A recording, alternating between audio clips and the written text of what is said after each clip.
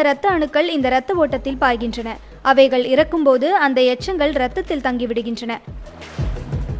குறிப்பாக நோய் கிருமிகளும் இரத்த ஓட்டத்தை தான் வாகனமாக பயன்படுத்துகின்றன.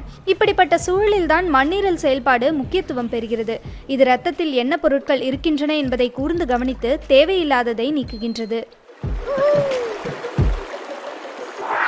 நம் உடலில் உளவாளி போன்று செயல்படும் மண்ணீரல் அமைந்திருக்கும் இடத்தை கண்டுபிடிப்பது சற்று கடினமானது.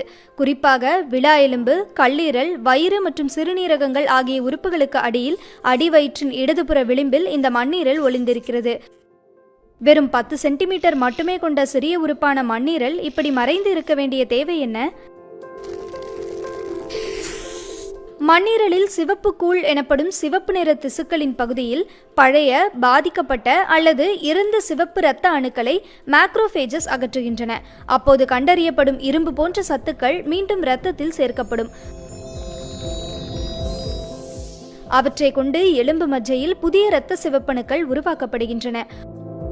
ஆனால் கருப்பையில் குழந்தை உருவான 6வது மாதம் வரை மண்ணீரல் புதிய இரத்த சிவப்பணுக்களை உருவாக்குகிறது. பின்னர் அது ஒரு பெரிய அளவை அவற்றுடன் சேமித்து வைக்கிறது. அது அவசர காலங்களில் ஆக்சிஜனை கொண்டு செல்ல பயன்படுத்தப்படுகிறது.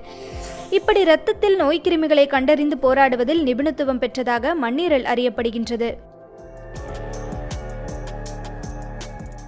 இந்த செயல்பாட்டில் மேக்ரோபேஜஸ் முக்கிய பங்கு வகிக்கின்றன. முதலில் தீங்கு விளைவிக்கும் பாக்டீரியாக்களை கண்காணித்து அதனை விழுங்கி அமிலங்கள் உதவியுடன் அழிக்கின்றது. பின்னர் நோய் கிருமிகள் பற்றிய தகவல்கள் நோய் எதிர்ப்பு மண்டலத்தில் உள்ள மற்ற செல்களுக்கு அனுப்பப்படுகின்றது. அதன்பின் மண்ணீரல் இந்த கிருமிகளை அழித்தொழிக்கும் யுத்தியை வெள்ளை அணுக்களுக்கு கற்றுத்தருகிறது.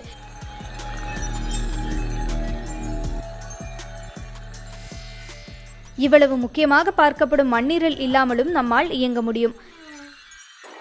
இதற்கு மாற்றாக கல்லீரல், எலும்பு மஜ்ஜை, தைமஸ் சுரப்பி மற்றும்